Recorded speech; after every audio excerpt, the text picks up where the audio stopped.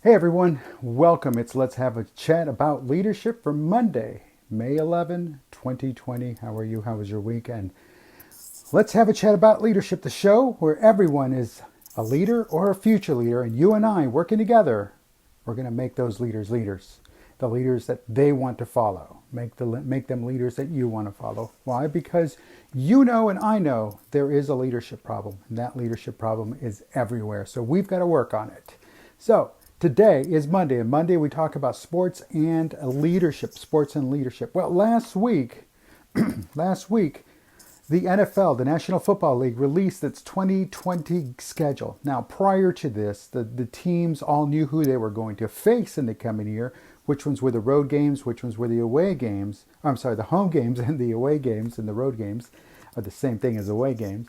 And they all knew that. They knew who the teams were. But what they didn't know is when they were going to play them. So now, here we are.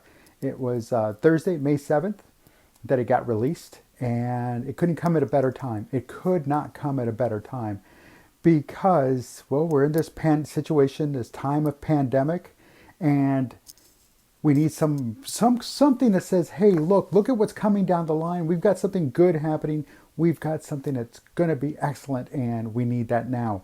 So what does that mean? Well, one thing, it means that we're going to stick to the script. It means we're going to stick to the schedule. It means we have a schedule now. September 10th, Thursday night, September 10th, the Houston Texans take on the Kansas City Chiefs, Super Bowl champs, Kansas City Chiefs in Kansas City. Talk about a home opener, right into the frying pan, right into the fire for both teams. So, I mean, a lot's expected out of both teams this year, so we'll see. We could be seeing a preview of the AFC Championship game right there in that matchup, and that'd be kind of nice. So, it gives us that ability to say, hey, look, here's the schedule. Here's the long-term projected.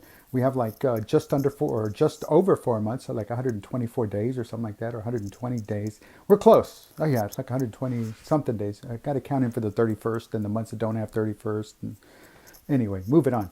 So it's long-term planning. Now we as fans, players, the coaching staff, the administration of the individual teams and of the league now have to start working with a common goal, and that is kickoff on September 10, 2020.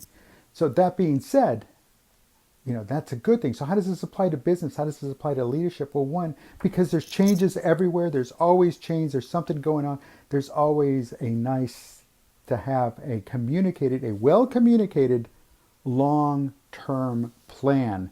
Well-communicated in the sense of prior to the 7th of May, we knew who the teams were going to be. We just didn't know when. Now the schedule's out. Now we know when.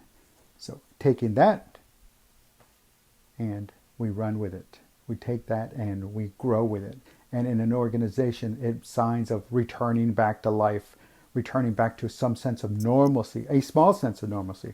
And that's why leaders must communicate and must show, well, that things are going to go on, that the business is going to go on, that the long-range plans mean something. And what they mean is the long-range plan technically starts now. Right here, right now is when that long-term plans.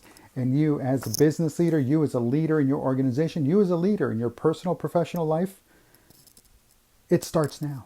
So set yourself a goal of what your post-pandemic life is going to be like, what new innovations you'd like to undergo, what new changes, what new processes you'd like to bring into your organization. Understanding that when we get back to some kind of normalcy, you're back at work, you can now start developing those plans and take those actions that need to be taken to get to those long-term plans, to get to kickoff.